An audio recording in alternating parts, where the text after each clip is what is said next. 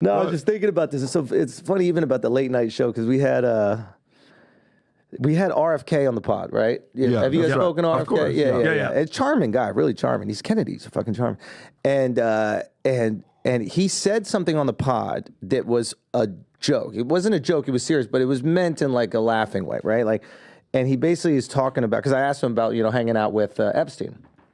And he goes, listen, you understand, like, I'm in New York at this time. Like, he goes, I had Bill Cosby at my house. I had OJ at my house. I had Harvey Weinstein. He goes through the gambit of the worst people on purpose. Like, he's trying to show, look how many awful people were in my life.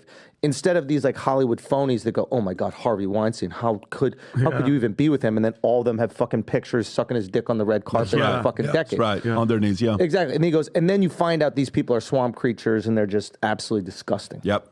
Now, and then I make a little joke to him. I go, I mean, you hung out with good people too, right? He's like, yeah, of course, blah, blah, blah. So the context is, look at all these people that you can hang out with that you don't even know are awful, and then you find out they're awful, right? So Fallon does a joke, and they just take the section where he talks about the people, Weinstein, OJ, whatever. And then he does it, oh my God, who else were you hanging out with? Jeffrey Dahmer, blah, blah, blah. I know. And a few nights later, Colbert does the same joke, right? And you see it, and they're both leaving out the context that he's like, hey, this is, how crazy is that this can happen? You can hang out with these awful people because you're in this social scene, you don't even know it, right? That's the context, right? But they leave out the context of everything. And I'm watching this, and I'm like, wow, like I see how people could think that there is a conspiracy going on. Like when you see this information, you see like the same joke written twice. There's only 3 late night shows. They should be aware of the jokes that are kind of being made based off the same clip taken out of context. You're like, oh my God, there's a conspiracy. But I think sometimes laziness presents itself as conspiracy. And I'll bring this back to capitalism in a second, and why sometimes I get a little bit concerned about how we could be manipulated by outside sources. So the laziness is, there are these writers, right? That they know they just need to get jokes on in order to, continue their life, right? They got to chase the path of least resistance to make money, to provide for their families, right? They don't love that job. They're not passionate about writing fucking knock jokes for Fallon or any of the other late night hosts. It's not their desire. A lot of them probably started as comedians, stand-up comedians. They want to be out there touring and doing that. This is what pays the bills, protects their family. That's awesome. But the path of least resistance is to write the joke they know will get on air, and this joke will get on air. Right? It's a pretty easy joke. Like, look, this guy served you up silver platter. Okay. Put it out there. That's the path of least resistance.